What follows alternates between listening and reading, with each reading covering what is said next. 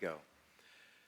So we have a theme for this year that we're following, along with many other centers for spiritual living around the world, called values-based spiritual living. And every month we're going to have a different one of our shared values to really go deeply into, exploring it on Sundays and Wednesdays in many different ways.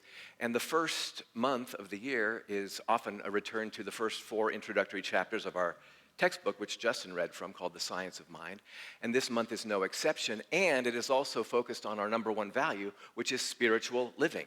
And what does it mean to live a spiritual life in the world today? And so we can take a look at that value and at the very heart of our teaching by looking at the first 4 introductory chapters of the Science of Mind book. So the first Sunday of the year, on New Year's Day, Laura Hallett, one of our ministerial interns, delivered a wonderful message on the thing itself, one of the 70-plus names of God that Ernest Holmes writes in these first 4 chapters, the thing itself. Last week I talked about the way it works. How does God work? How does God work? And the heart of that message was that it works for us only by working through us, that God cannot work in your life any other way than through you. God doesn't come in from the outside and work for you outside of yourself. And so today I get to talk about what it does. And again, it is God. It is God as love and God as law. What does God do? And as I read the chapter again this time, for the umpteenth time, I saw that it was able to be distilled into 3 broad areas, 3 broad ways that what God does in our life.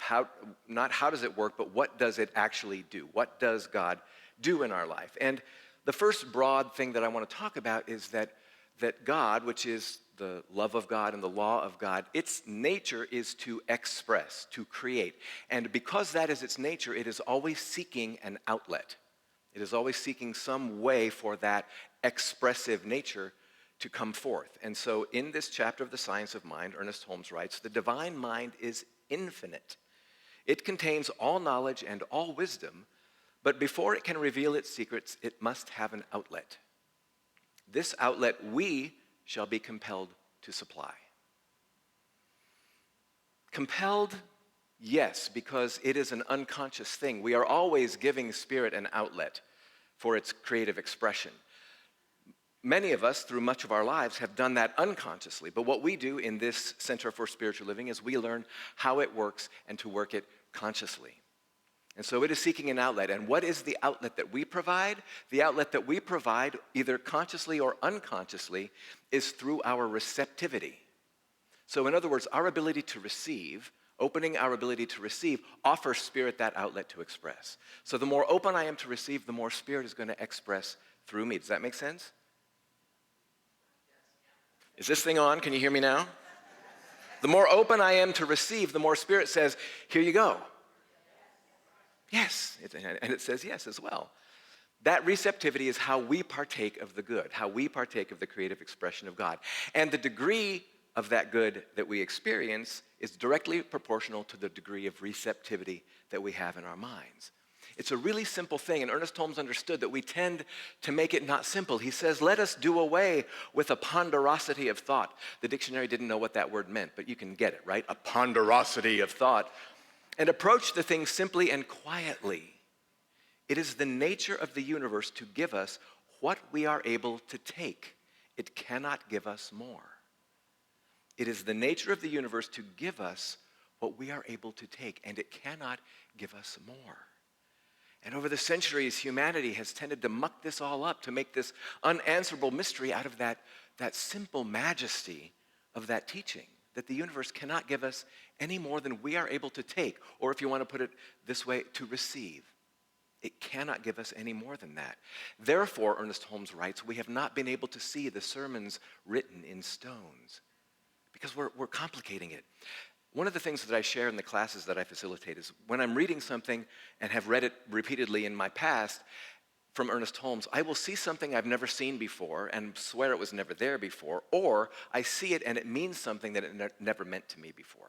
And the same thing happened as I reread this chapter. This is the passage that I never paid any attention to. It's not highlighted or underlined or notated in any of my copies of the book. But he wrote this: the mystery with which most people surround the search for truth relative to this principle is not read out of it, but is read into it.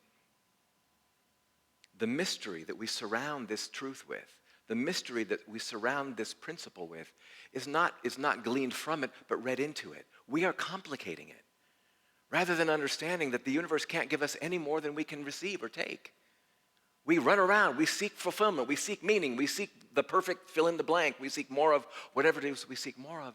And instead, it's about standing, being, sitting, opening, receiving, having it be revealed rather than trying to find it.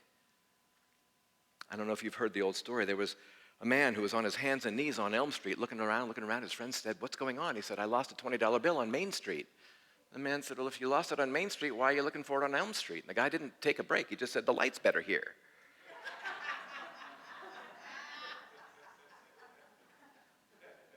The light is everywhere. You are the light. You have the light. The light is shining everywhere. And instead of running around looking for something where you think it isn't, let it be revealed that it is. It is present. It is whatever it is. It is seeking an outlet through you. So one of the broad ways what God does is that it seeks an outlet. The second broad thing that is addressed in this third chapter of the Science of Mind book is that what God does, it rules through law. So the love, we talk about God's love, and I've said this a lot in the last few months. When we talk about God's love in this faith, the love that is God is that expressive nature. The love that is God is the nature and the desire of God to know itself, to express, to create. But that creative process, that act of creation, is governed by law. So the love and the law of God are two aspects of the one. It is love and it is law.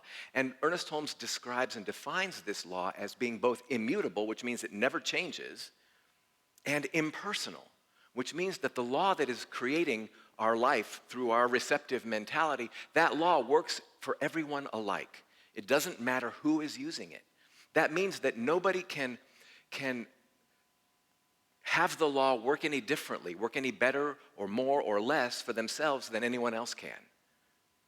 And yet, if you look around this room, if you look at the people in your life, if you look even at the people in your family or the ones that you are closest to, your spouse, your lover, you can see how differently life is being created through everybody that we know, right? It's at least a little bit different. And the reason that that's so is because everybody uses that creative agency in different ways. For many of us in this faith or a faith like this or a practice like this, it's because we have a different awareness of how it works and how we can work with it. But if you look at all of the people in your life, it depends on the consciousness of the person that is using that law that is immutable, unchanging, and that works alike for everyone. It's impersonal. It doesn't matter who's using it. So apparently this weekend we got a new president. Have you heard that? Yeah?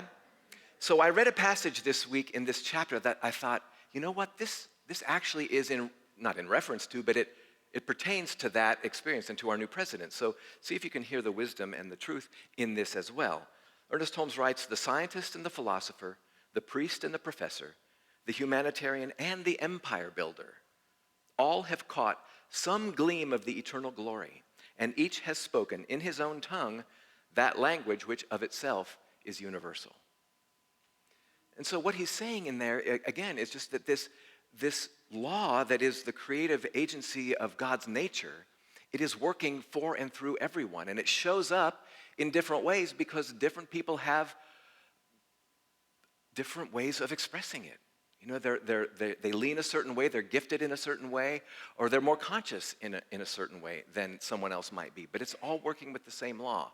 And so saints and priests and professors and criminals and, you know, all of us are using this same presence, this same power through our own consciousness, but to different effect. And so what that can tell us is that it is always possible for us to change the way that we're using it, to shift the way that it's showing up through us.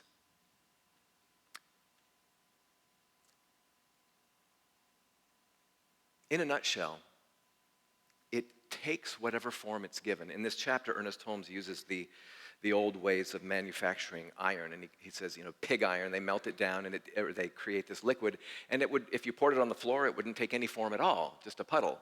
It would be the form of a puddle, but it takes whatever mold you pour it into, and it hardens into that form. The same is true for this. He says it takes whatever form it is given, or as he puts it another way, he says, the law executes the word. The law executes the word of creation. And this is the small print as well. It executes the word no matter what the word is, which is why we say sometimes, let's be careful what we ask for, right? So I read this story of a couple who were celebrating both their 40th wedding anniversary and their 60th birthdays at the same time. And so on the eve of this most happy occasion, a magic fairy appeared. Let's call him Doug. What's his name? And he said, because you have had such a loving and magnificent relationship below these many 40 years, I am prepared to give you your heart's desire. And he started with the wife, and the wife said, my heart's desire is to spend my dream vacation with my spouse. And the fairy said, it is done, and poof, they found themselves on the shores of the French Riviera. And so the fairy was still with them, of course, because that's what fairies do. And it said to the husband, okay, now it is your turn. And the husband closed his eyes and he said, well, to be really honest, I would like to have a woman 30 years younger than me. The genie said, the fairy said, it is done, and poof, he was 90 years old.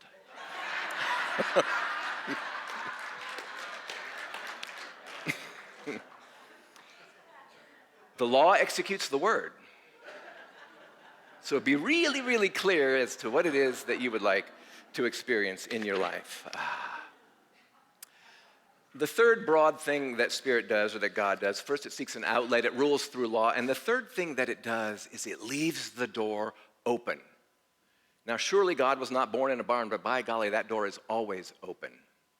It is always open. Ernest Holmes says, let us waste no further time looking for the secret of success or the key to happiness. Already the door is open, and whosoever will may enter. We don't have to run around looking for success, seeking happiness or fulfillment. That door is always open. That should gladden anyone in this room or hearing this word who is frustrated. It should inspire the aspiring. It is always open. There is nothing that we can do. This is amazing news, or to remember this. There is nothing that we can do that slams shut the door of God's good. Nothing. Nothing you have ever done. Nothing when you have taken the lowest road you've ever taken. Nothing you have ever done that was violent or abusive or wrong in anyone's mind has shut the door to the possibility of that good in your life. Nothing. Nothing that we do does that. The law is fully present. And so if at first you don't succeed, do again. Don't even try, just do. Because the law works, and it's always working. It has never been harmed by whatever use or misuse we have made of it. It has never gotten disgusted and walked away. It doesn't judge. It works. Always. Always, always. It is always working, and it always works. And it is always ready, willing to rumble into our experience in happier and more fulfilling ways, the more we consciously cooperate with it. And so something that encapsulates, I think, the meat of this message today and of last week, it brings them together. And it actually comes from the next chapter, the fourth chapter of the book, which I'm not going to get to speak on because we have a guest next week, Dr. Saul Shea. I'm going to be here with him, but so I won't have this opportunity. So it's from the next chapter, but it really does bring the 2 points last week and this week together. And it also just happens to be my absolute most favorite passage of Ernest Holmes in all of the words of Ernest Holmes that I've ever written. And so you've heard this before, if you've ever heard me say this before, but it really is how this shows up in our life. So he says this: if we believe that it will not work, it really works by appearing to not work. I'll say that again. If we believe that it will not work, it really works by appearing to not work. When we believe that it cannot and will not, then, according to the principle, it does not. But when it does not, it still does. Only it does according to our belief that it does not. Are you getting this? This is our own punishment through the law of cause and effect. We do not enter in, and he puts that in quotes, we do not enter into the kingdom, basically, as Jesus would say, because of our doubts and fears. That is our barrier, our doubts and fears. It is not a punishment imposed upon us by the Spirit of God, but an automatic result of failing constructively to use the law of God. If we believe that it will not work, it really works by appearing to not work. When we believe that it cannot and will not, then according to the principle, it does not. But when it does not, it still does, only it does according to our belief that it will not. Get it? Did you say thanks or I think so? I think so. And so, when you have a limiting idea about yourself or your life, imagine that you have a smug, snotty, immature creep that accompanies you when you have that limiting idea and you say something like, I'll never be able to do this. And they will say, if you say so. If you say so, that is actually the truth. If you say so from a place of absolute belief, an absolute embrace of this is true for me. So you are not entering into the kingdom, you are not receiving the good that is promised and that is available because of your own doubt and unbelief. That is your barrier. Nothing has ever happened to the law because you have misused it or aren't using it correctly or in a way that is beneficial to your experience. Nothing has happened to the law. It is still working, and it always works, and it will continue to work, and it will continue to be available to you. So I was following some squirrels on Friday, and I came across some more videos of the work of Byron Katie, some of the stuff that she was, and I was watching her work with individuals. And how many of you know that? It's basically the 4 questions and that kind of thing. So it was all really kind of relevant to what I was reading in Ernest Holmes, and I was remembering one of my stories of limitation, one of my stories of deficiency. And maybe you've heard me talk about the issues that I have while I drive, with anger and judgment and frustration and that kind of thing. And so how does that show up in my consciousness? How does that show up in my mind and what I would say and what I partially joke about but own 100% when I'm with you is I have issues with driving. Exactly. If you say so. And guess what? And so it is. And so I'm looking at Byron Katie and I'm looking at the work that she's doing. I'm like, is this true? Right? So I started doing that and I'm like, all I got to do is tell a different story or own that one and just keep it. It's up to me. But that is the simplest way I can illustrate what this is talking about. Whatever it is that I am owning with the totality of who I am, so it is in my experience. And so if you hear nothing else this month from those of us who are giving the message from the Science of Mind book, it is this. Get that you are always, always specializing the law that God is into your own experience. Always. If the experience of your life in general or in specific areas today is not what you wish it would be, if it's not happening in the ways that you wish or at the speed that you would wish or the qualities aren't there of the good that you'd like to have, then it is up to you. It is not up to me, it is not up to this center, it is not up to any institution or government or anything outside of yourself to clean up or rewire that outlet. You are providing the outlet. I, in my life, am providing the outlet. And I want you to hear that I am not saying this from a place of judgment or blame. It does no good to blame yourself for anything that's happening in your life. But when we own up to it, I could sit and talk about that driving thing of myself and blame myself for it, and I probably do a little bit. But more, it's about owning it. This has been my experience up until now, and this has been what I've declared up until now. And I shared with you last week, I see where that came from for me. I learned it from family, but I don't have to keep doing it, do I? I heard stories this week of people who were born into unimaginable circumstances and who created a very different experience when they had families of their own because they didn't want to repeat that same pattern. So the idea that we can take whatever our experience has been up until now and make a radical change is absolutely true. So it is not up to anyone else but you to effect change in your experience if that's what you want.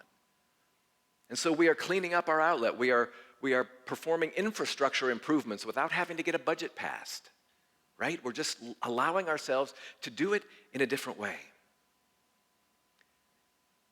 So the power to create the life that you want, that you've maybe even glimpsed before, is already within you.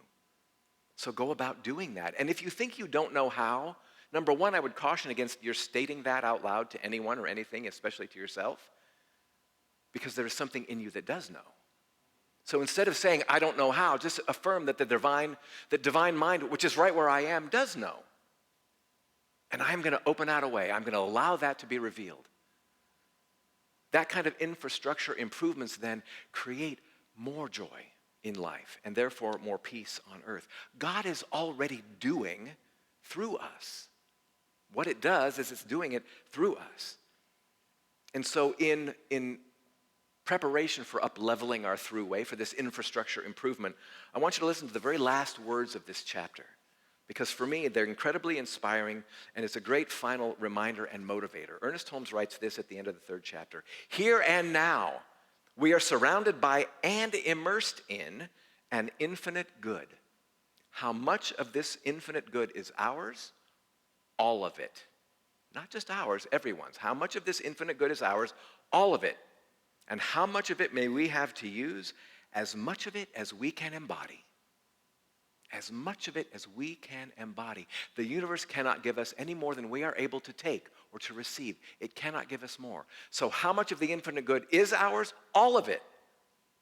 But how much of it is ours to use, to embrace, to experience?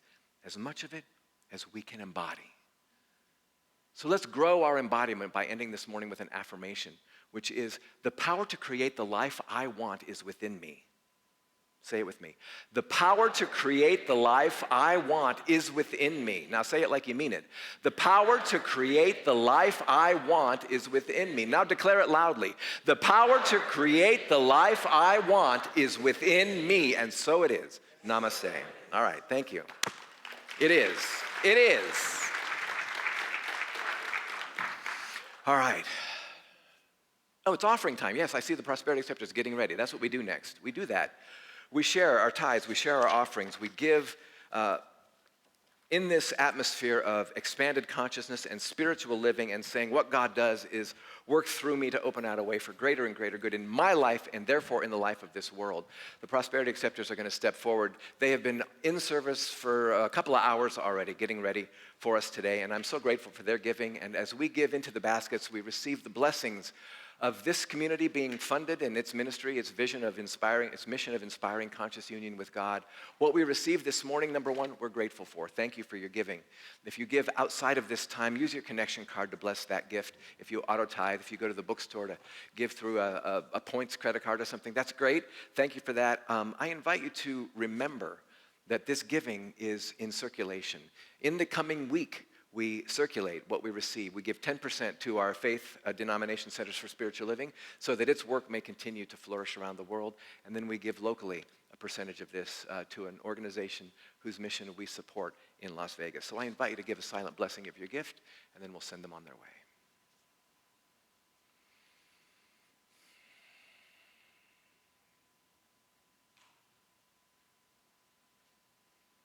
And so it is.